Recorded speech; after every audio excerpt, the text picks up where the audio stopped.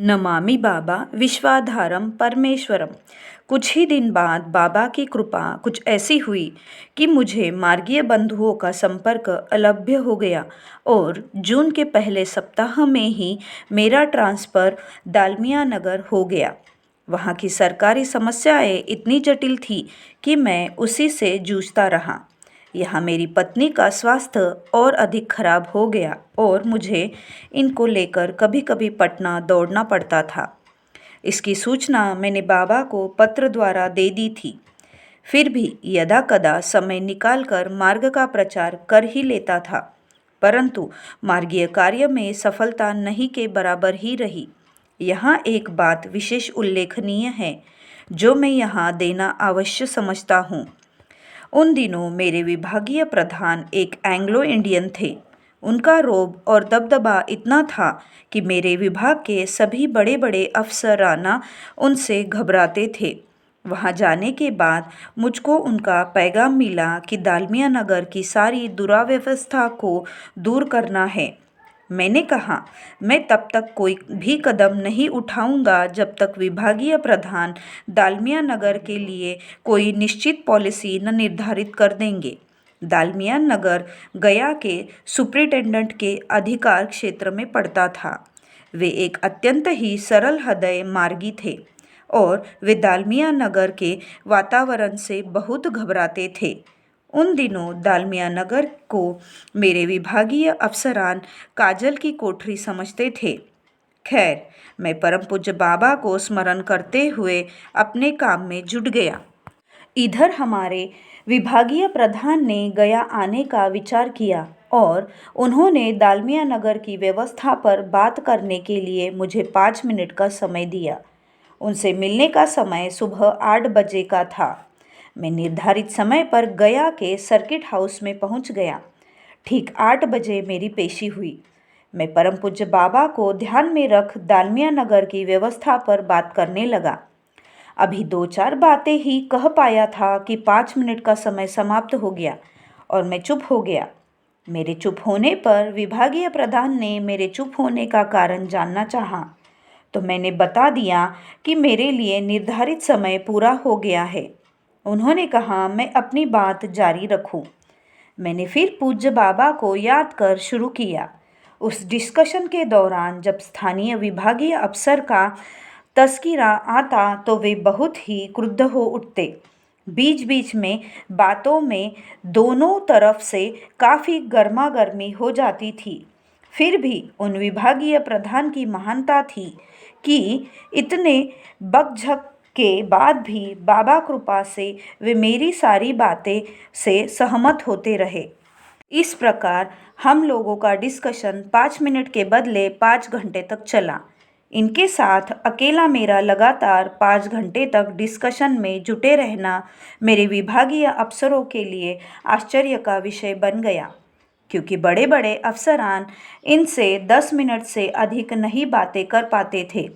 यह सब बाबा की कृपा से ही हो सका। डिस्कशन के अंत में मेरे विभागीय प्रधान ने मेरा व्यक्तिगत हालचाल जानना चाहा। मैंने कहा, आपने मेरी हालत तो फ्राइंग पैन टू फ्राई की हुई है और पूछते हैं कि तुम कैसे हो। मैं अपनी पोस्टिंग से मुजफ्फरपुर में खुश था, परंतु आपसे यह भी देखा नहीं गया और मेरा ट्रांसफ़र 6 महीने के अंदर ही दालमिया नगर कर दिया। उन्होंने कहा, दालमिया नगर की दुरावस्था ने मुझे तुमको तकलीफ देने के लिए बद्ध कर दिया। देखो, अब मैं तुम्हारी क्या मदद कर सकता हूँ।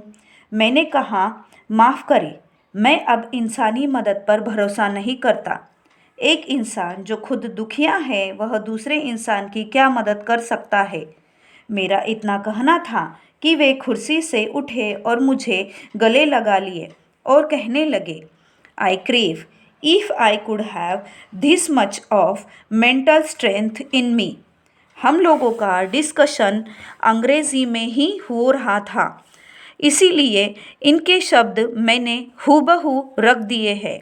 इन्होंने ही वहाँ बताया कि कभी वे भी आनंद मार्गी की दीक्षा लिए थे, परंतु ठीक से कुछ कर नहीं पाए। मैंने परामर्श दिया कि वे अपने आचार्य से फिर मिले। विभागीय प्रधान गया से लौटने के बाद जब भी मेरे किसी तत्कालीन बड़े अफसर का दालमिया नगर संबंधी कोई रिपोर्ट देखते तो वे पूछ बैठते कि इस विषय पर नागिना का क्या रिपोर्ट है। मेरा रिपोर्ट देखने के बाद वे सभी के विचारों को अमान्य कर मेरे विचार से सहमति दे देते थे। अब मेरे विभागीय प्रधान दालमिया नगर से संबंधित सभी बड़े ऊंचे तबके के कॉन्फ्रेंस में अपने विभाग की ओर से मुझे ही शामिल होने को कहते। सभी अफसर यह देख आश्चर्य करते कि 5 घंटे के डिस्कशन में नागिना ने इनको क्या कर दिया कि वे विभागीय प्रधान होते हुए भी इसके विचारों के सामने सभी बड़े अफसरों के विचारों को रद्द कर देते थे। यह सब परम पूज्य बाबा के चरणों के प्रताप से ही हो रहा था। मेरी मुलाकात के कुछ महीनों बाद उन्होंने अवकाश प्राप्त कर लिया। मैं अनुभव करता था कि पूज्य बाबा मुझे कदम कदम पर मदद कर रहे थे और जहाँ मेरी बुद्धि नहीं काम करती थी वहाँ मुझे प्रेरित कर आगे की राह बताते थे। क्या यह परम पूज्य बाबा की कृपा का चमत्कार नहीं कि 5 घंटे तक मैं इस बिगड़े दिल और मुड़ी अफसर से उलझा रहा। इसी तरह मेरे दिन बीतते रहे और मैं वहाँ की समस्याओं को सुलझाने में जुटा रहा। इधर मेरी पत्नी की बीमारी के कारण मेरी आर्थिक समस्या भी बढ़ती ही गई। अब कोई चारा न देख मैंने अपने व्यक्तिगत कठिनाइयों को पूज्य बाबा को पत्र द्वारा सूचित किया। पूज्य बाबा का पत्रोत्तर शीघ्र ही आ गया। पत्र इस प्रकार है। ओम स्नेहास्पदेशु जमालपुर 24 अगस्त 1956। नागिना, the reason for your mental agonies and family trouble is that you are careless in money matters. You should therefore give more stress on aparigraha. Think 1,000 times before you spend a single pie. With my love to you, yours. शुभानुध्यायी तुम्हारा आनंद मूर्ति 24 अगस्त 1956। पूज्य बाबा का पत्र पढ़ मैं चिंतामग्न हो गया। पत्र तो अक्षरशः सत्य है। इस पत्र का निर्देशनात्मक भाग क्या मुझसे पालन हो सकेगा? मैं भी तो कुछ अपने स्वभाव से लाचार हूँ। स्वभाव भी तो सहजता ही है, फिर मैं इसकी अवहेलना कैसे करूँ? पूज्य बाबा ने मुझे दिल और दिमाग तो किसी बादशाह का दिया और जेब किसी भिखमंगे की। अब मैं इसमें सामंजस्य कहाँ से लाऊं? पूज्य बाबा ने सत्य ही कहा है और यहाँ मेरे दुखपूर्ण जीवन का कारण भी है।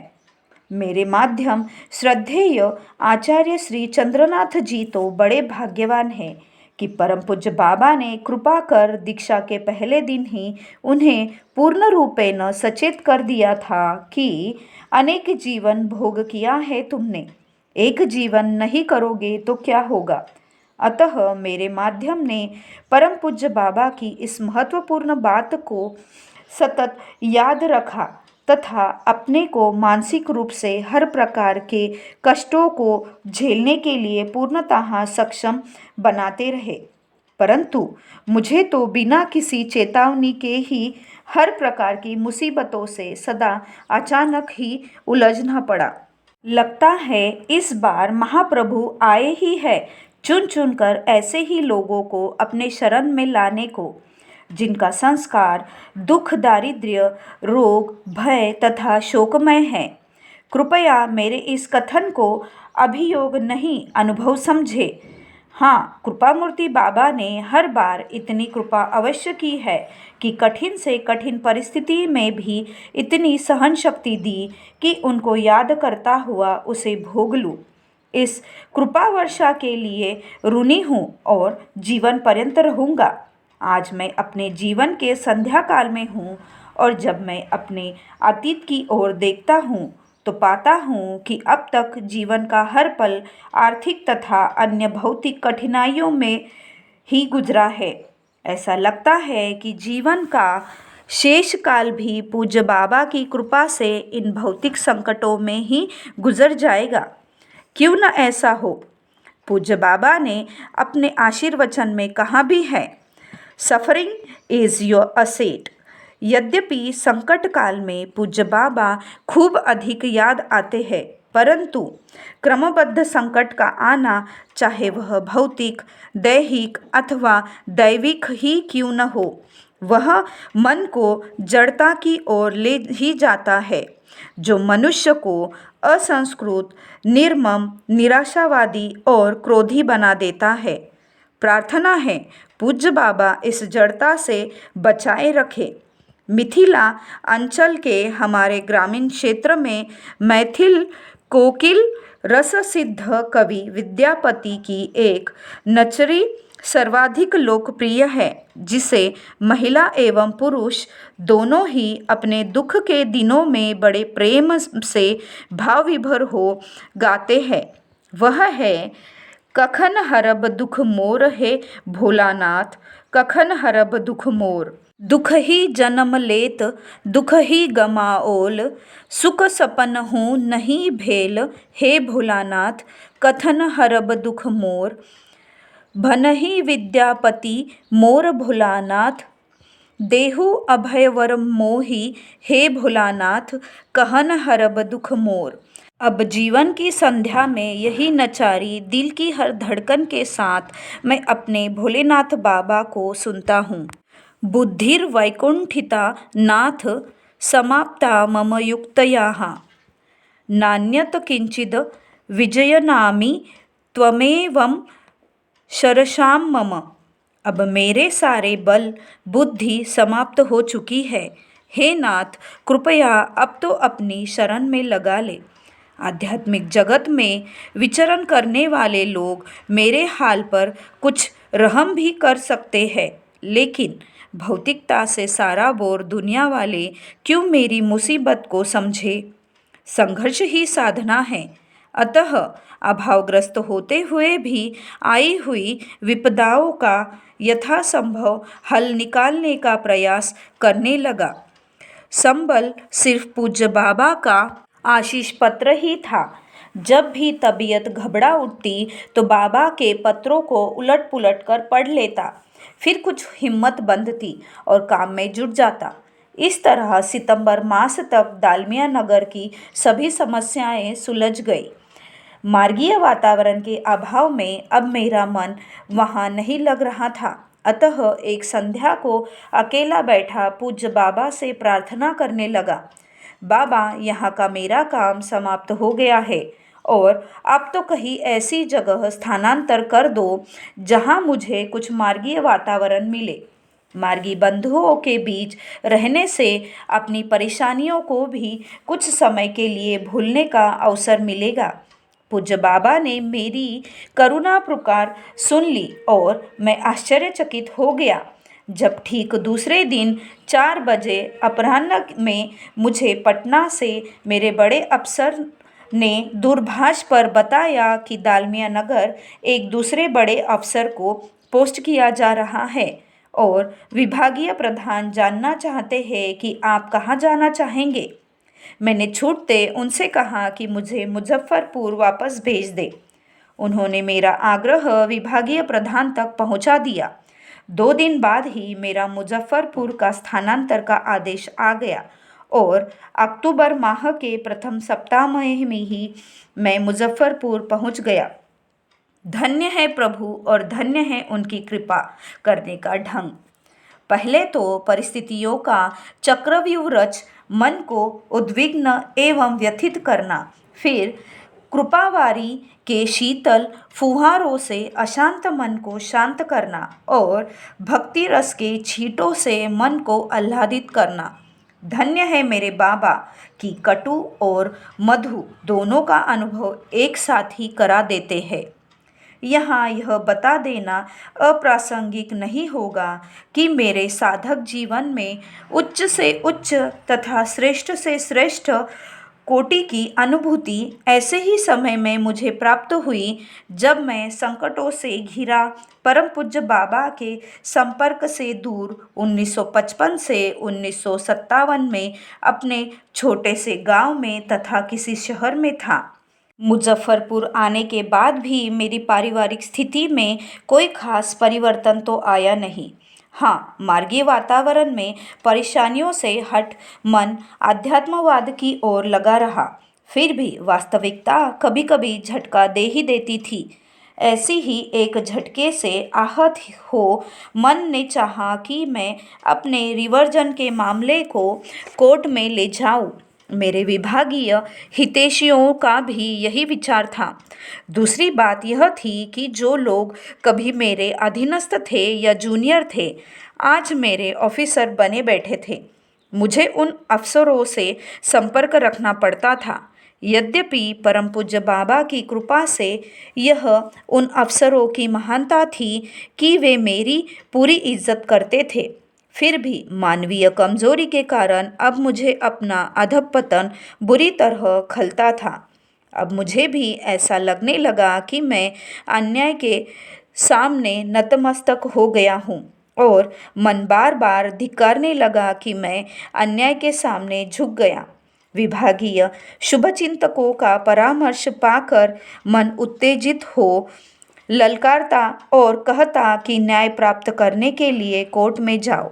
मन का वह हिस्सा जो विद्या प्रभावित एवं पूज्य बाबा के चरणों में लिप्त रहता था, अड़िंग हो सामने अड़ गया और कहा कि क्यों नहीं इस विषय पर परम पूज्य बाबा का निर्णय ले लो, फिर आगे बढ़ो। बात मुझे भी जच गई और मैंने इस आशय का एक पत्र परम पूज्य बाबा एवं अंतर्यामी अपने बाबा को नवंबर मास में लिखा। उनकी आज्ञा की प्रतीक्षा करने लगा। पूज्य बाबा का पत्र आया जो इस प्रकार है। ओम, जमालपुर, 26 नवंबर 1956, strictly private, Nagina. Do not file any suit. Just obey the orders of your departmental authorities and acquire experience from the circumstances created thereby. This experience will be of immense value, more valuable than the post of superintendent. At that time, you will realize that such a course was not at all an act of surrender before injustice. It is what may be correctly defined as to bow down for lifting the weapon.